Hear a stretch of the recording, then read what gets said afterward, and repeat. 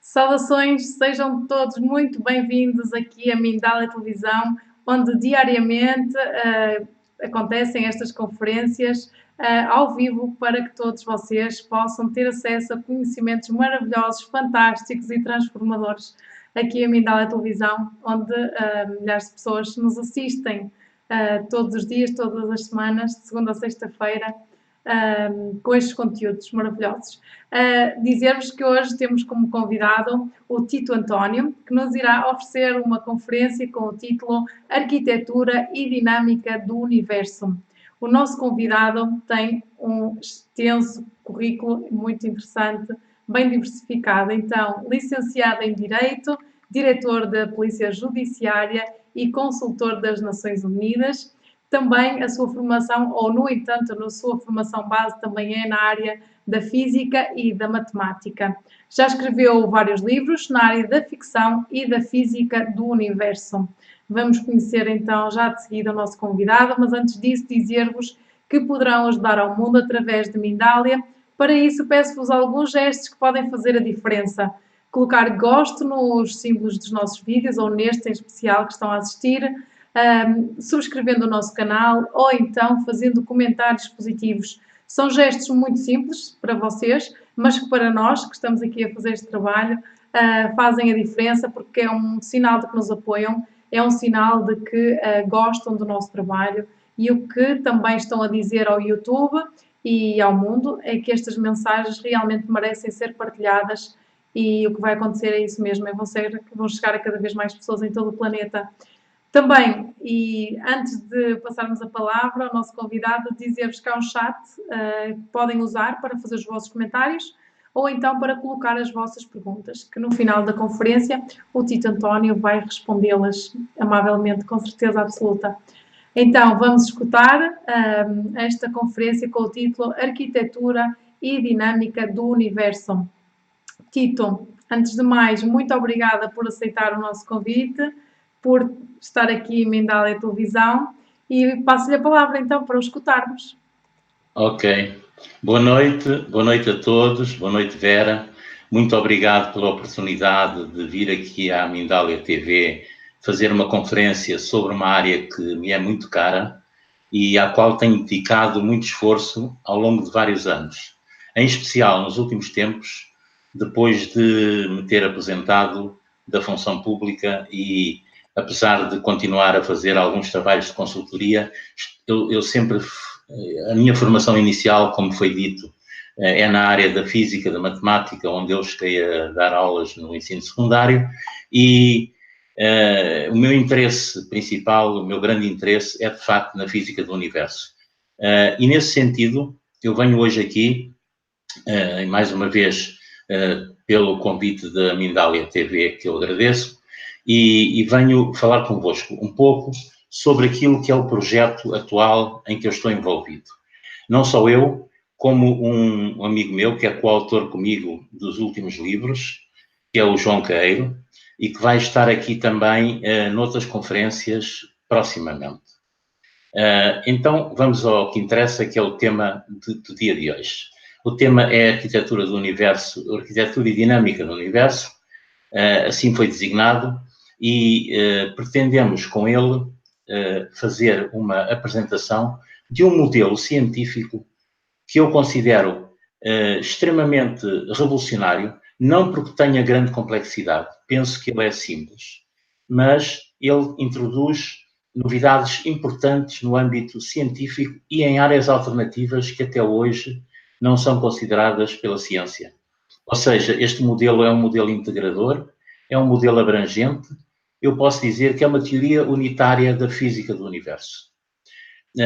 A primeira ideia que eu queria transmitir, de uma maneira muito simples, uma vez que tenho de fazer uma introdução geométrica do modelo, de facto, o universo, não tenho quaisquer dúvidas, e depois de muita reflexão, de que ele tem uma dinâmica que resulta da ação de dois fatores contrários e complementares.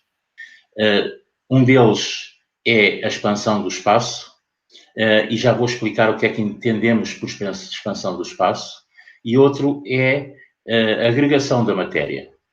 No fundo, o universo, se nós pensarmos um bocadinho sobre ele, de facto, é feito de espaço, ou seja, de dimensão e de ocupação da matéria. A matéria ocupa o espaço fragmentariamente.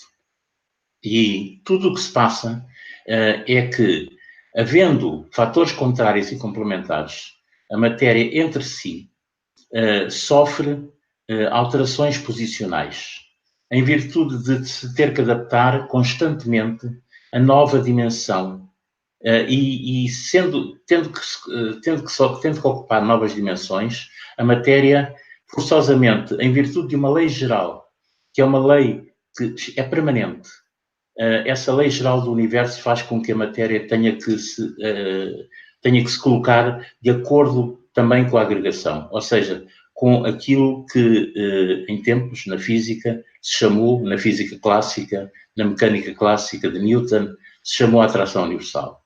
De facto, a matéria tem uma atração universal, todos os corpos materiais se atraem mutuamente, mas ao mesmo tempo eles têm uma tendência para se expandirem no novo espaço que vai sendo criado constantemente.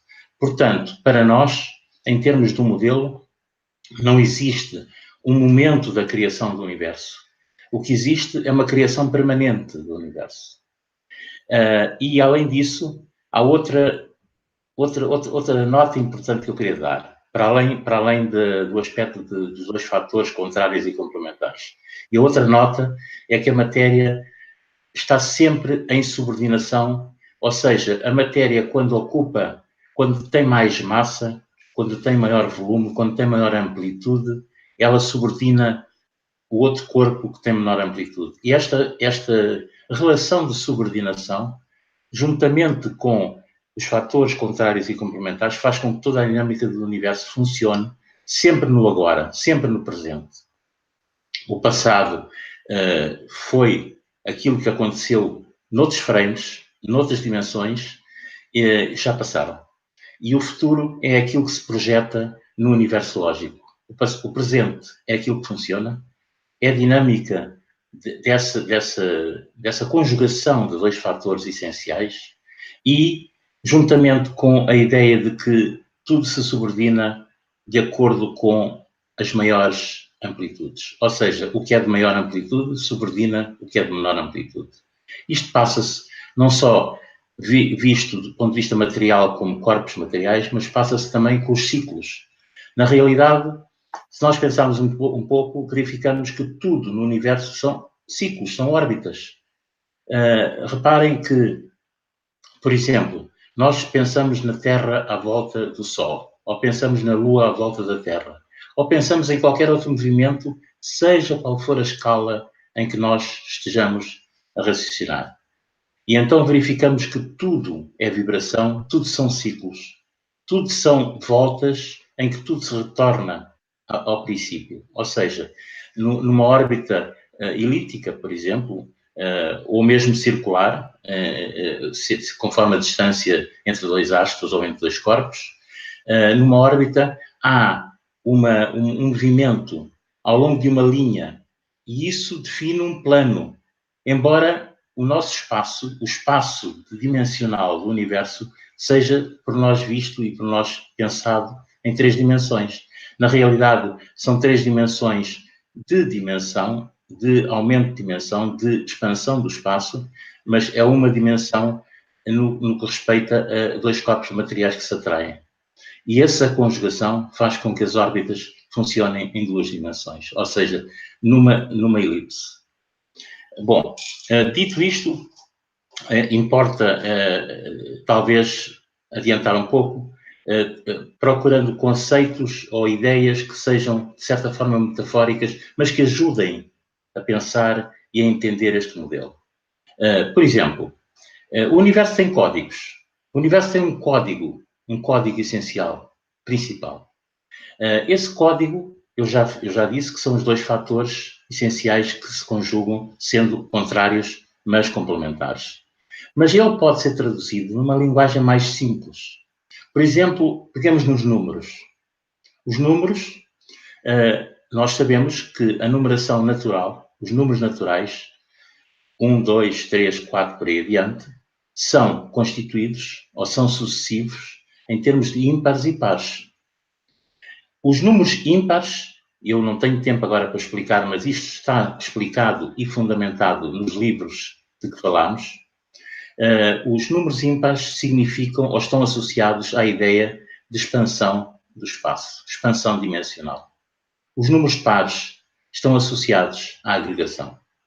Isto significa que num universo em equilíbrio, como é o caso das órbitas dos corpos à volta uns dos outros, no universo em equilíbrio existe um mesmo número de ímpares e o mesmo número de pares, ou seja, o número de ímpares e o número de pares é igual.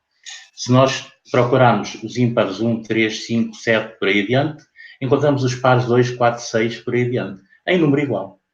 Ou seja, há um equilíbrio que esse código numérico retrata e que ele funciona como um código universal. De certa forma, nós podemos entender a extensão do espaço, a expansão do espaço como números ímpares e a agregação da matéria como números pares. Se nós pensarmos assim, verificamos, por exemplo, que se nós pensarmos em dois ímpares e um par, em vez de um ímpar, um par, um ímpar, um par, nós vamos ter uma expansão maior que a agregação. Ou seja, vamos ter os corpos a afastarem-se uns dos outros. Isto é o que se passa com aquilo que se designa na física e na ciência como sequência de Fibonacci. A sequência de Fibonacci, na realidade, sendo constituída pela soma de dois números sempre sucessivamente, acaba por gerar uma sucessão, que é uma sucessão que é tal e qual como eu disse. 1, 2, 3, 5, 8, 13 e por aí adiante, sempre dois ímpares e um par. Sempre dois ímpares e um par. Isto, em termos de codificação do universo, significa que há duas expansões para uma agregação. Ou seja, significa que há um alargamento, que há um movimento de afastamento das partículas. Reparem que, por exemplo, se nós pensarmos em qualquer coisa viva, sejam plantas, sejam animais, seja o homem, há sempre uma fase de expansão e depois uma fase de maior agregação, ou seja, de prevalência da expansão. Essa fase de prevalência da expansão opera de acordo com a sequência de Fibonacci. Por isso é que, quando nós nascemos, primeiro crescemos, aumentamos a nossa dimensão e depois chegamos a um momento de equilíbrio em que começamos a decrescer. Nós temos um prazo de vida. Temos um ciclo que cumprimos. Mas esse ciclo é constituído por uma primeira parte essencialmente de expansão e uma segunda parte essencialmente de agregação. Ora bem, o que é que acontece? Acontece que na fase de expansão, tal como acontece em múltiplas coisas na natureza, nós sabemos que o que é gerado são formas que obedecem à sequência de Fibonacci.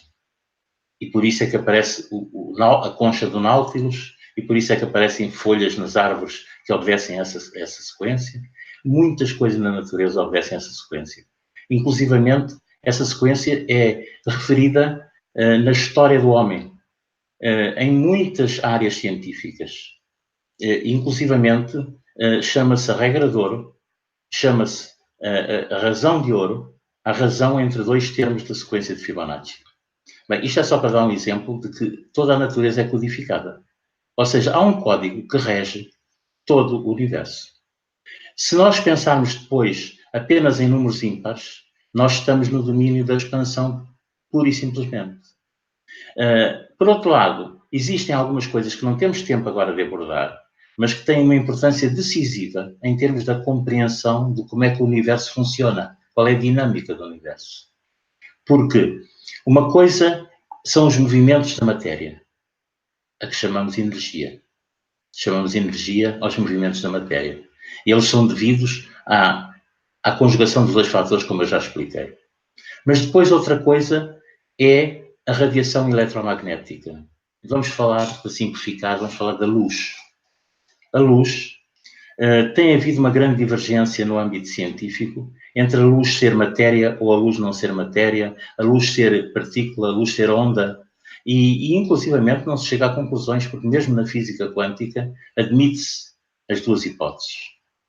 Ora bem, a luz, neste contexto da teoria dos dois fatores, nem é matéria, nem é energia. É uma forma de comunicação entre a matéria que gera movimentos em matéria distante. É como que uma suspensão do tempo. Eu não queria complicar muito, com conceitos difíceis numa conferência como esta, que é relativamente curta para este efeito.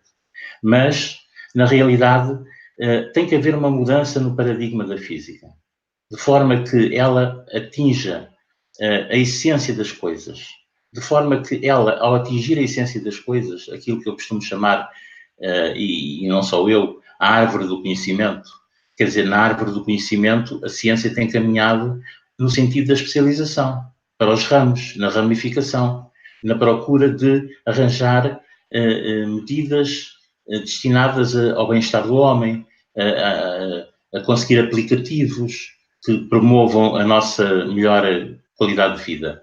Mas é preciso também, e a física procura isso, é preciso também uma explicação básica, essencial. Porque se essa explicação básica for atingida de uma forma mais eficiente, imediatamente a árvore do conhecimento aumenta o seu domínio, aumentam os ramos e aumenta o conhecimento humano. E isso vai gerar uma autêntica revolução na ciência. É isso que eu acredito.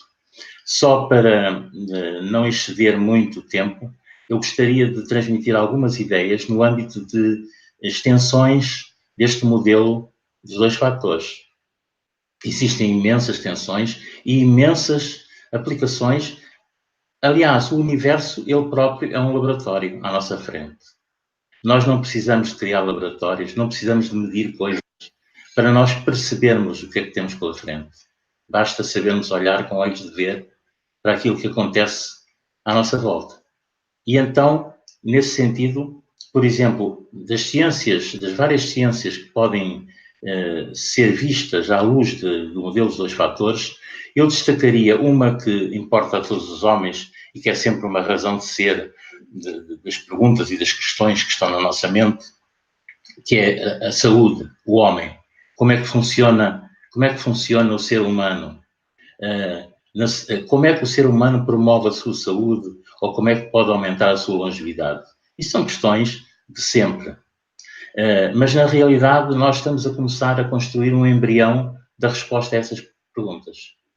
Porque, se nós pensarmos nestes dois fatores, na questão da subordinância, da subordinação do maior pelo menor, na questão cíclica, que tudo funciona em ciclos e todos os ciclos se interpenetram e tudo está ligado e tudo é uno.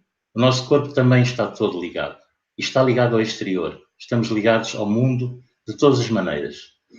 Então, se pensarmos assim, nós chegamos à conclusão que há coisas que vão ter que constituir uma preocupação de alteração dos fundamentos de algumas ciências. Por exemplo, só para dar um exemplo que seja importante para as pessoas.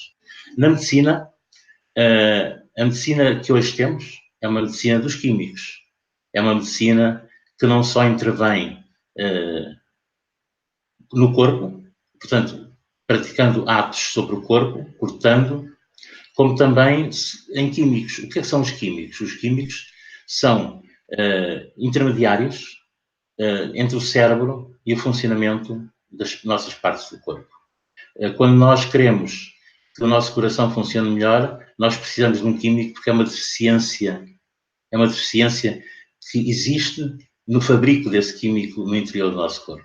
Por outras palavras, o nosso corpo tem potencialmente as condições todas para constituir todos os elementos que sejam elementos intermediários, portanto, eu diria químicos que são fatores de intervenção, de funcionamento, de aceleração ou desaceleração de mecanismos do nosso organismo. E então, o que acontece é que quando se dá um químico quando se injeta um químico no corpo de uma pessoa, quando se absorve um químico através de um comprimido, o que acontece é que vai-se dar ao corpo aquele produto que o corpo precisa para se equilibrar. Mas não se vai promover uma alteração no organismo de forma a que o próprio corpo vá fabricar o químico de que precisa. Ou seja, nós por vezes temos um excesso ou um déficit de determinados produtos no nosso organismo e esse excesso ou esse déficit deve-se ao funcionamento dos nossos órgãos secretores, produtores. A forma da medicina intervir através de químicos é uma forma que vai ter que ser ultrapassada, vai aparecer um novo paradigma, embora isto seja um assunto muito complicado, porque há muitos interesses instalados nesta matéria. Na realidade, ao introduzir um químico no organismo, nós estamos a fazer com que o órgão que o produz deixe de produzir ou produza menos, como que fique mais preguiçoso. Isto é dito em muitos sítios, muita gente sabe disto, mas não se tira as consequências, porque, na realidade, se fosse possível intervir a nível daquilo que são os nossos centros de comando, portanto, os nossos processadores, se for possível intervir para que o nosso corpo produzisse as defesas próprias, então aí não seria necessário o químico. Pelo contrário, o químico não só não é necessário, como gera uma viciação. Gera, inclusivamente, uma dependência. As pessoas que ficam doentes ficam dependentes dos químicos que são introduzidos e tornam-se doentes crónicos. E isso é o que acontece. Portanto, esse paradigma vai ter que ser mudado. E eu, pessoalmente, tive uma notícia muito recente que me entusiasmou muito porque acho que há uma nova maneira de ver e se calhar vai dar muita luta, mas se calhar vai ter muito impacto. É que o novo Prémio Nobel da Medicina venceu o Prémio Nobel precisamente na área da imunologia. Ou seja, na criação de mecanismos dentro do corpo que permitam ao corpo agir no sentido de reequilibrar-se, de se reequilibrar. E essa ação sobre o sistema imunitário é uma ação que está muito mais à frente, está muito mais a favor do homem do que a ação dos químicos meramente substituidores, que apenas substituem aquilo que o corpo não consegue produzir.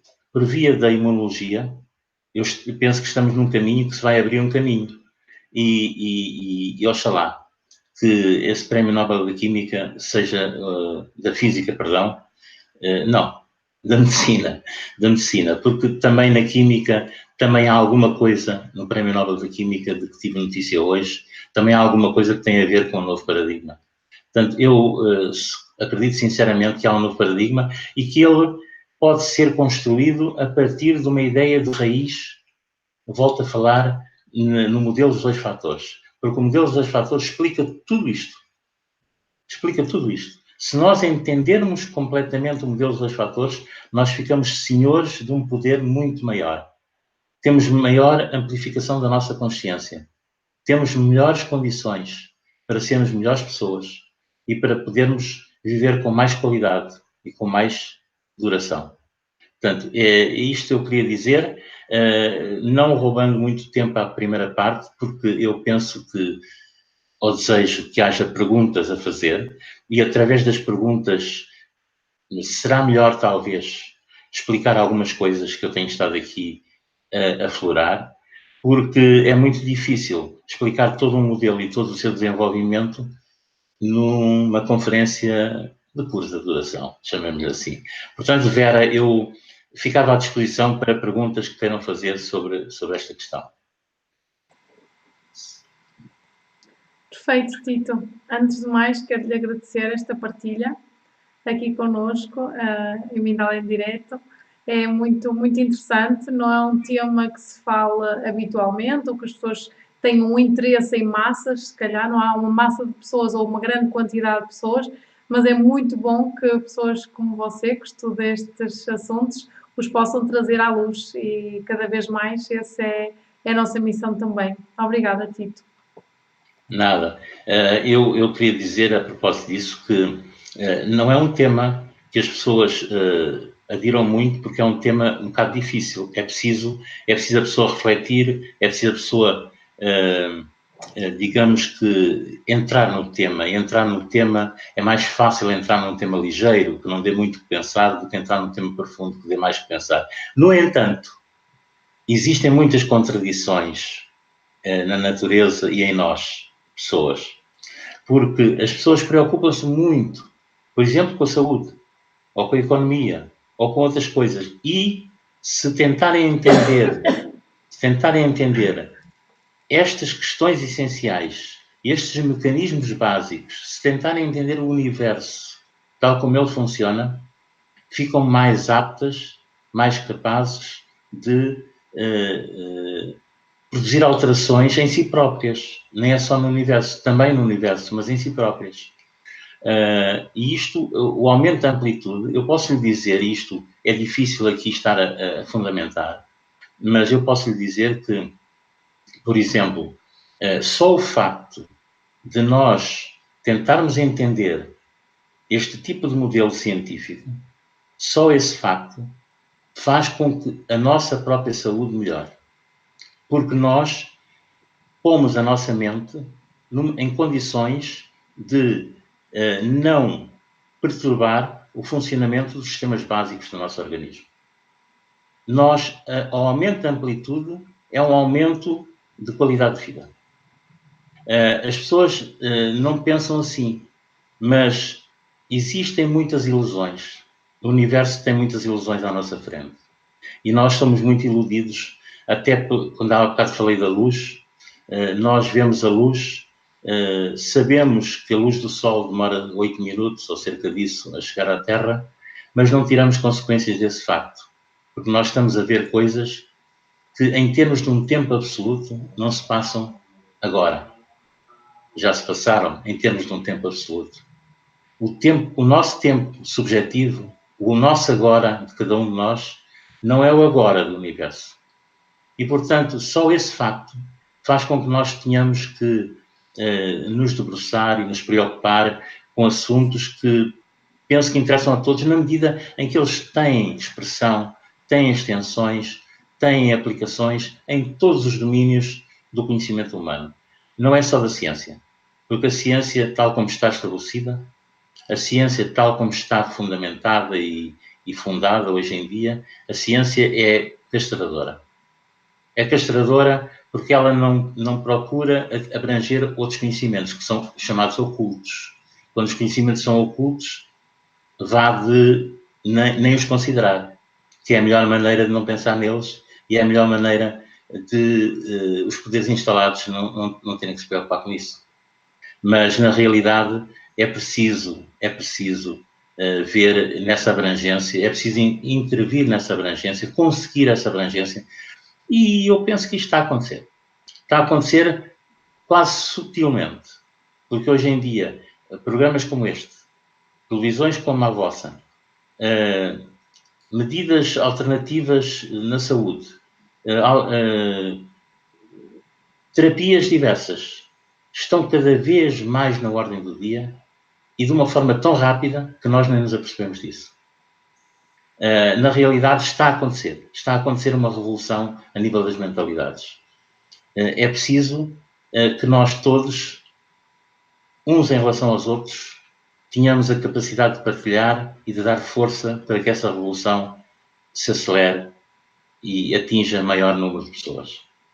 Portanto, isso eu queria dizer, porque eu sinto isto que estou a dizer, estou convicto desta realidade e não é possível explicar, fundamentar as coisas todas assim em pouco tempo.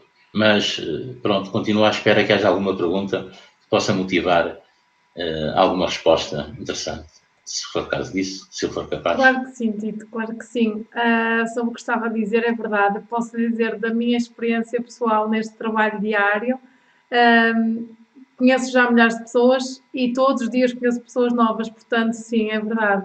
A transformação está-se a fazer e todas essas pessoas trabalham com estas áreas, portanto, sim, o caminho será por aí com certeza absoluta. Antes então de passarmos às perguntas, dizer-vos que Mindal é uma organização sem ânimo de lucro que tem como um dos seus principais objetivos ajudar a difundir o conhecimento humano, como assistimos aqui hoje, com esta maravilhosa conferência dada pelo Tito, e também impulsionar a solidariedade planetária. Uma forma importante que tem de colaborar connosco, já sabe, é subscrevendo o nosso canal. Ao fazê-lo, está a ajudar-nos a partilhar estas mensagens e estes conhecimentos. Também dizer-vos que se conhecem pessoas do vosso entorno, se vocês próprios querem dar aqui uma conferência em Mindal Televisão ou se quiserem que o entrevistemos, podem entrar em contacto connosco, quer através da nossa página do Facebook, Mindal Televisão, ou então do nosso site, mindalatelevisão.com. Contamos com a vossa colaboração e maravilhoso apoio. Agora sim, Tito, preparadíssimo para as perguntas. Exatamente. Então é assim, simplificando um bocadinho os conteúdos e a informação que o Tito partilhou aqui connosco, realmente o que é o universo, como é que nós o podemos interpretar? Ok. Tentando ser simples, sintético e ser elucidativo, o universo, tal como o entendemos, tem duas expressões, digamos assim. Há o universo físico, que é aquilo que nós vemos, sentimos, medimos, observamos. Nós somos observadores dentro do universo. Nós convencemos muitas vezes que podemos observar ou podemos ver como é que o universo funciona de fora. Não existe fora do universo, só existe dentro. E então nós temos o universo físico, que é este universo da Terra, do Sol, da Lua, dos nossos corpos, dos nossos órgãos, das micropartículas. Este universo é o universo físico. O universo físico é todo ele comandado, gerido por dois fatores. Eu volto a dizer e tenho que sempre reafirmar. Por dois fatores contrários e complementares que fazem com que toda a dinâmica funcione. Toda a dinâmica resulta desses dois fatores. Mas, se nós pensarmos um pouco mais, e quando se questionam na ciência sobre a origem do universo, sobre o fim do universo, sobre a energia, como é que a energia aparece, ou se ela vai caminhar para um fim, ou se não vai caminhar para um fim, essas respostas, neste momento, para mim, são claras. As respostas são claras, neste momento. Eu não quero dizer com isto que seja dono da verdade e que não haja outras ideias que venham por aí, mas neste momento a ideia é clara. Existe um universo lógico. Ou seja, quando nós pensamos no futuro, por exemplo, basta pensar no futuro. O futuro não está realizado. O futuro não está dinamizado. O futuro é um projeto. O futuro é uma condição de que pode acontecer de determinada forma. É um caminho. Digamos que é um potencial. Na física, na ciência, chama-se potencial. Um campo potencial. O futuro é um campo potencial. E como campo potencial, apenas tem lógica. Apenas tem a lógica. Não tem matéria. O futuro não tem matéria, tem lógica.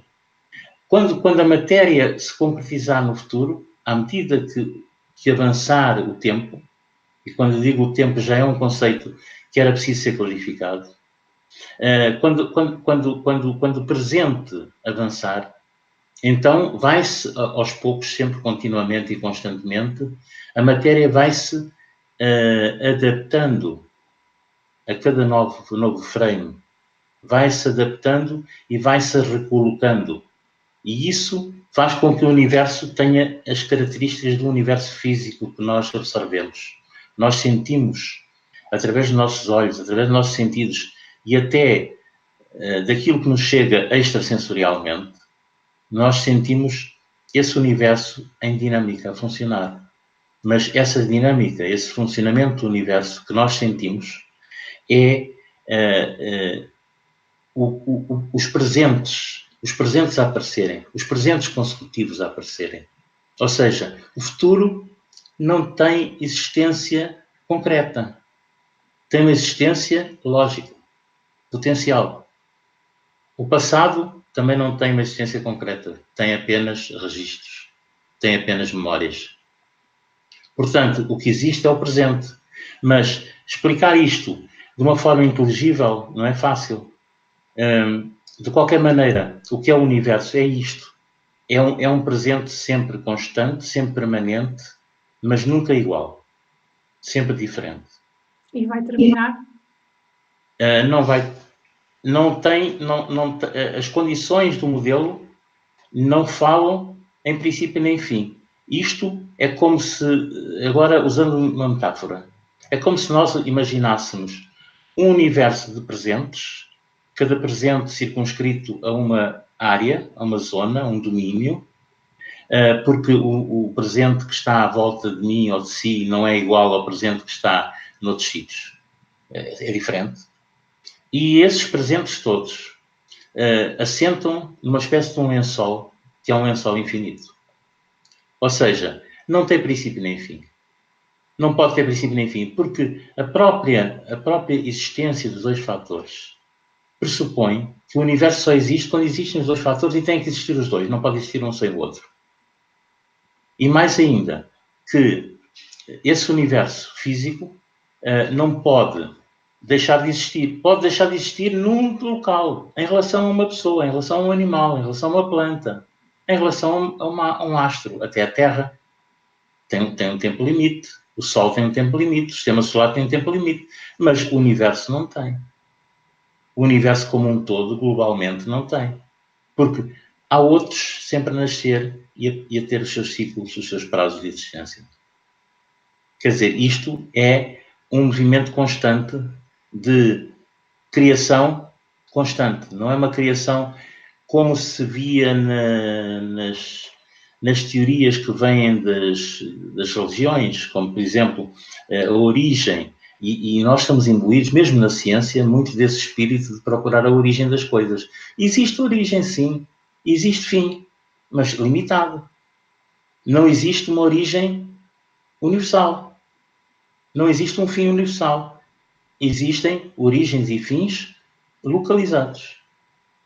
Não sei se me consegui fazer entender. Sim. Perfeito. Vamos então passar à seguinte questão, para termos tempo de analisá-las todas. Pode explicar como o modelo explica os fotões, a metáfora do pé coxinho? Sim. Ok. Em primeiro lugar, os fotões é a palavra que a física encontrou para definir os pacotes da chamada energia que estão associados à comunicação em geral. A comunicação, segundo a ciência, é feita por radiação eletromagnética. Ou seja, um jogo de dois contrários. O elétrico é a expansão e o magnético é a agregação. Isto agora já estou a traduzir para o nosso modelo. Mas a radiação eletromagnética o que é? É constituída por, segundo as teorias talvez mais antigas, por corpúsculos, que são os fotões. E foi entendido, e é lógico que as pessoas interpretem dessa forma, mesmo na ciência, foi entendido que os fotões têm um trajeto, têm um percurso. Por exemplo, se é um fotão de luz, e a luz visível é um exemplo de radiação eletromagnética, como são os raios gama, os raios X, ou as ondas de rádio. Então, se nós entendermos que a luz visível é constituída por fotões, tal como os outros, então os fotões foram entendidos como um corpúsculo que se movia de matéria para matéria, que tinha um percurso, que tinha uma velocidade. Inclusivamente, determinou-se a velocidade dos fotões, cerca de 300 mil km por segundo, aproximadamente. E então, todos os fotões têm essa velocidade. E depois houve coisas estranhas que aconteceram no estudo da ciência.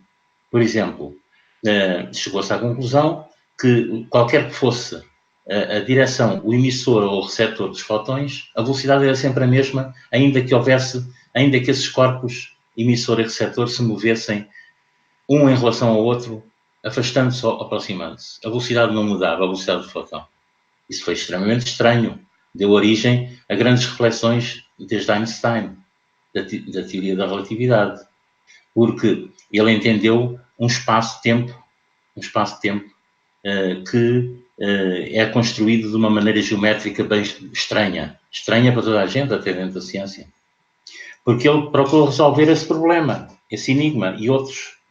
A velocidade máxima, segundo o postulado de Einstein, a velocidade máxima atingida no universo é de 300 mil km por segundo. É a velocidade do fotão. É a velocidade máxima que pode ser atingida.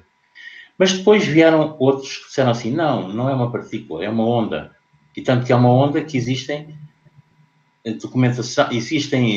experiências que demonstram que é uma onda e não uma partícula, porque se comporta a luz, formando como que ondas que interferem umas com as outras, etc. E então arranjaram experiências das duas fendas, etc. por aí adiante. E a difração da luz. E então, a determinada altura, na mecânica quântica, que é aquela que está agora mais em vigor, é a última fase da física, diz assim, não, ela é onda ou é partícula? Nos casos, o cálculo faz-se como se fosse onda. Noutros casos, o cálculo faz-se como se fosse partícula. Quer dizer, isto é uma forma prática de resolver a questão. Não é uma forma essencial de arranjar uma explicação. Então, pela teoria dos dois fatores, o que é o fotão? O fotão não é nem partícula, nem onda. O fotão nem sequer se move. O que se move é o espaço. O espaço aumenta de dimensão. E quando aumenta de dimensão, tendo a matéria que reocupar posições, porque a matéria, em relação uma à outra, os corpos, têm que reocupar posições porque se agregam, porque existe uma atração, então o fotão, quando é emitido de um lado, vai se repercutir no outro. Vai se repercutir. Ou seja, por outras palavras, um bocado complicado, é um salto no tempo. Quando o fotão reproduz ou significa um movimento no Sol, que é um movimento de uma micropartícula do Sol que forma um raio, como se chama, não é raio nenhum, é apenas uma dimensão que deixou de ser ocupada por qualquer eletrão no Sol. E então, essa dimensão, com o espaço em movimento, vai parar à Terra ou outros astros. E nesses astros vai apanhar um espaço igual, um domínio igual, onde vai dar origem a um movimento de um eletrãozinho na Terra. Portanto, há uma comunicação que é imaterial. Isto é o que diz a teoria dos dois fatores. A comunicação é imaterial. E, portanto, o fotão ou a luz, como perguntou, será, na teoria dos dois fatores, uma comunicação imaterial. Será uma suspensão do tempo. Por outras palavras, será um movimento aparente que não é movimento. Porque o próprio comprimento de onda, como deve saber, os fotões estão associados à ideia de que, sendo ondas também, têm frequência e comprimento de onda. A frequência sim, porque a frequência não é do fotão, é da partícula material que o emite ou que o recebe. E o comprimento de onda não existe. Porque se nós imaginarmos uma frequência a ser transmitida através de um movimento do próprio suporte, que nesse caso é a dimensão do espaço, então imaginamos que essa frequência se transforma numa onda, parece ser uma onda. Portanto, isto é aparente. O nosso mundo, o mundo que nós sentimos, o mundo que nós vemos, até o mundo que nós pensamos é aparente. Não é real. O real é preciso encontrá-lo numa grande abstração. É preciso sairmos do concreto. Eu costumo dizer que é preciso despir o sensorial.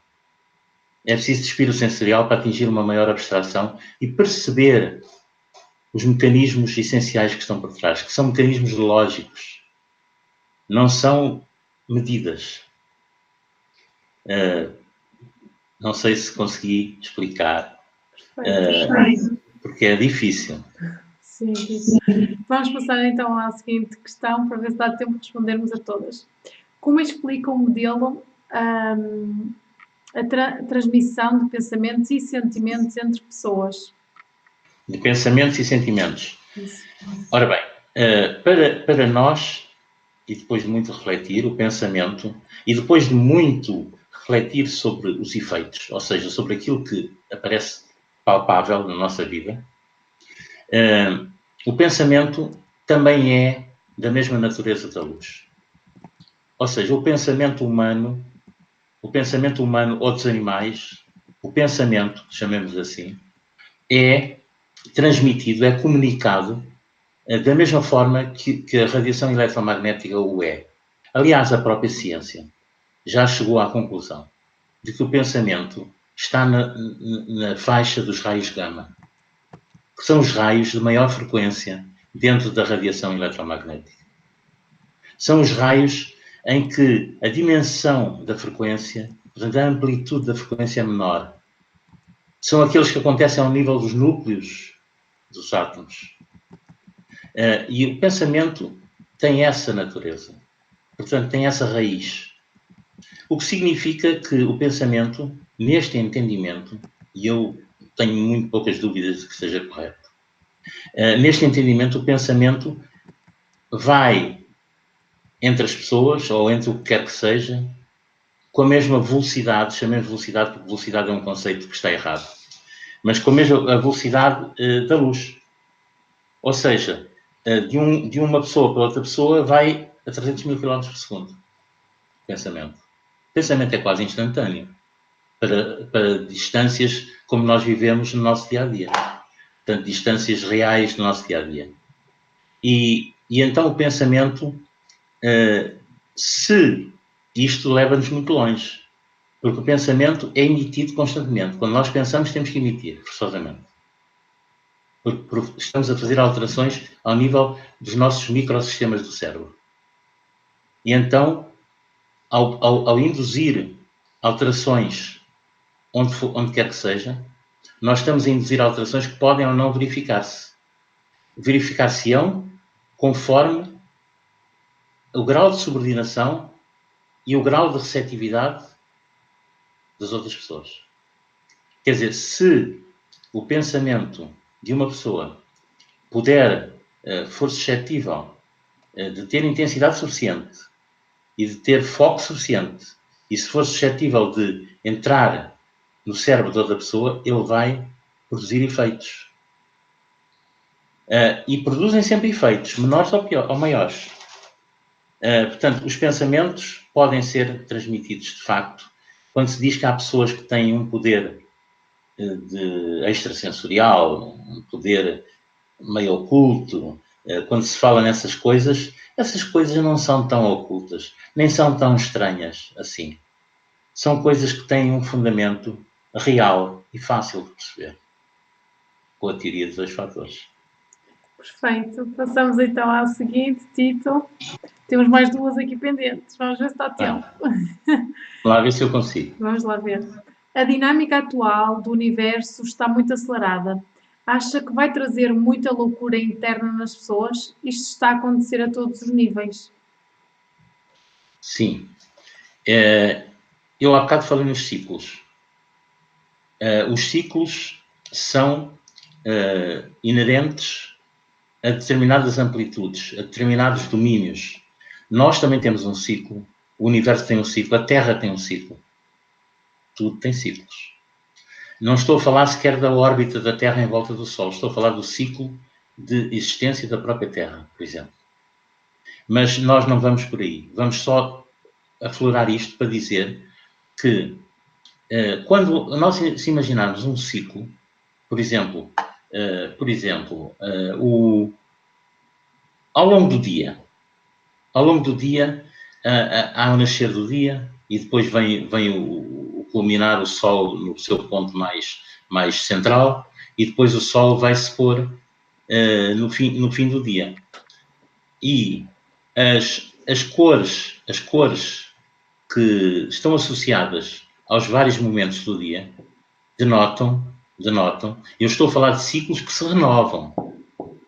Porque é diferente imaginar ciclos que se renovam e ciclos que desaparecem para aparecerem outros. Também existem. Ou pelo menos têm uma amplitude suficiente para não se poder calcular em que termos é que se renovam. Acontece que Se nós pensarmos nisso, nós verificamos que um ciclo ou uma órbita tem um momento, vamos pensar numa órbita. Uma órbita elíptica de um astro em volta de outro astro. Há um momento em que um astro se afasta do outro e atinge aquilo que se chama o afélio, e depois há um momento em que o astro se aproxima do outro e vai atingir o periélio, que é o ponto mais próximo. E depois volta outra vez a dar a volta. Então isto significa que há um momento de alargamento da distância e há um momento de encurtamento da distância. O tempo, que é uma coisa ilusória, que é apenas o andar dos frames, é a contagem de frames.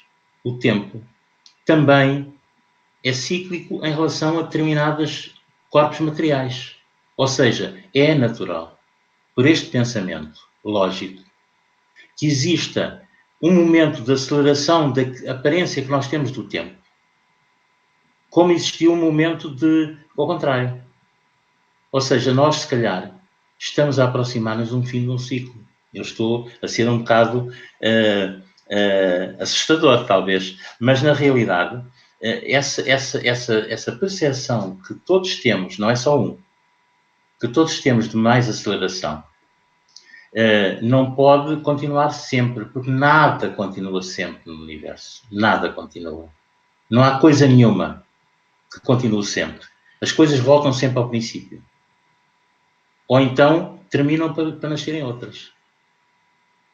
Portanto, a aceleração, este ritmo que está a haver na tecnologia, nas pessoas, naquilo que as pessoas sentem do tempo, esta aceleração é um indício de que nós já passamos o meio do ciclo, estamos a aproximar-nos do periélio, chamamos assim, se o ciclo se renovar.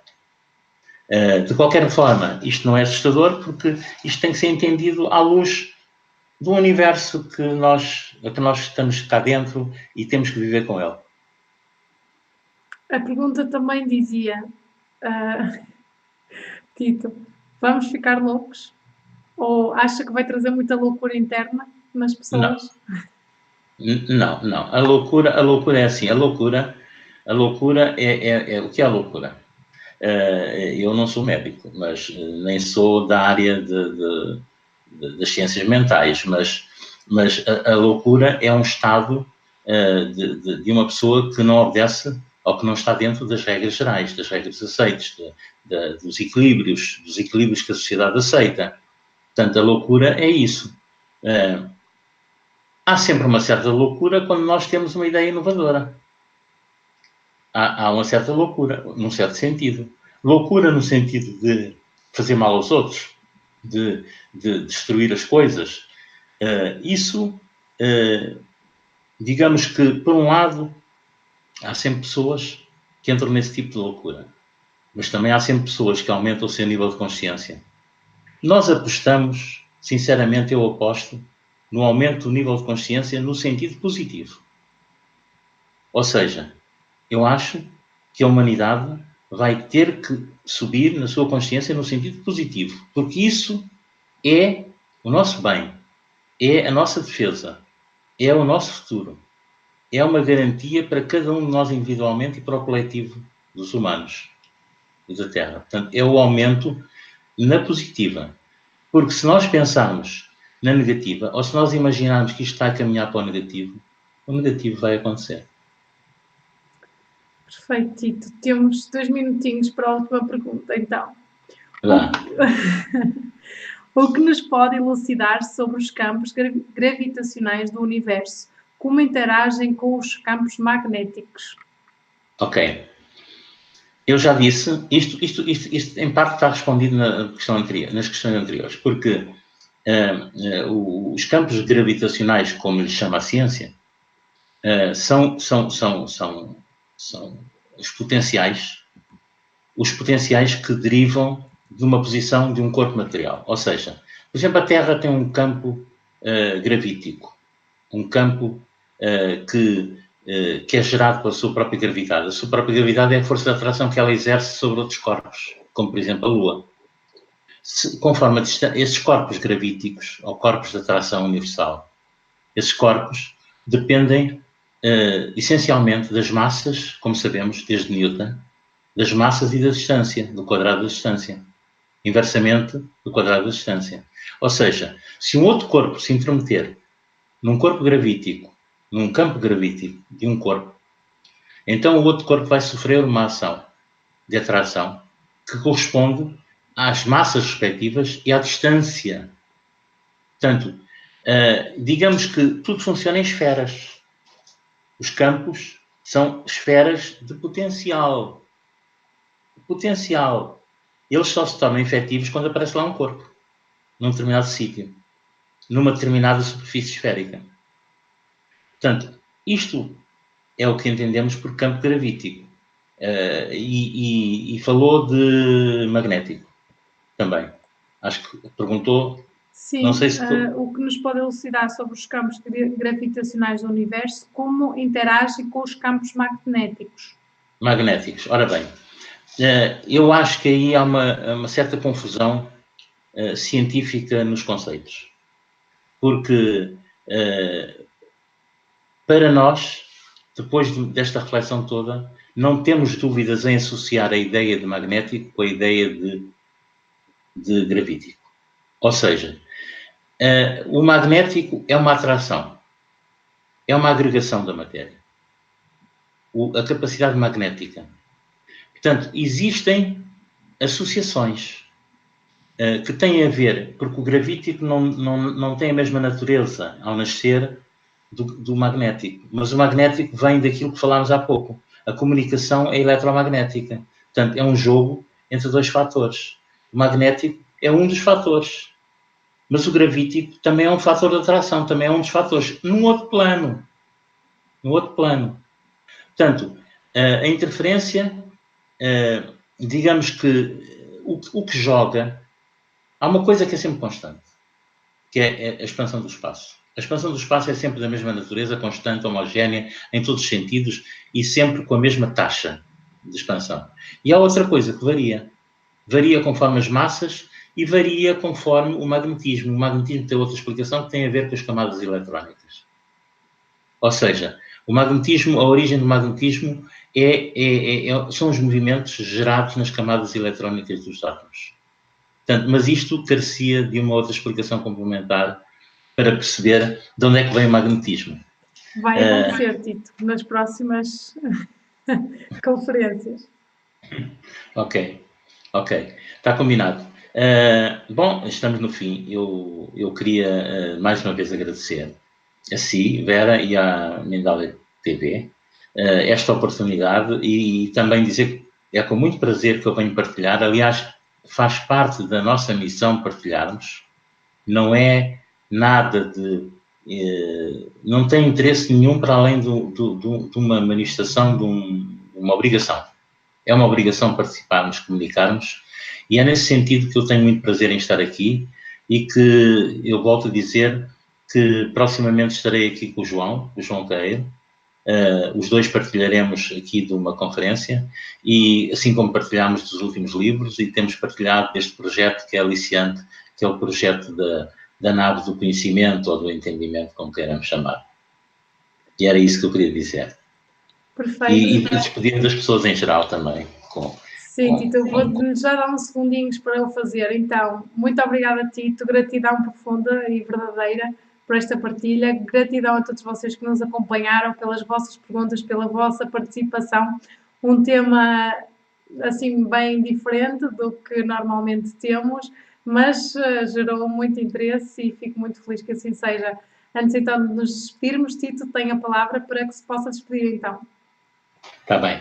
Eu só queria dizer, porque me esqueci, que nós vamos promover alguns cursos, alguma formação. Eu e o João, mas ele é muito mais dos aplicativos e eu sou muito mais da teoria.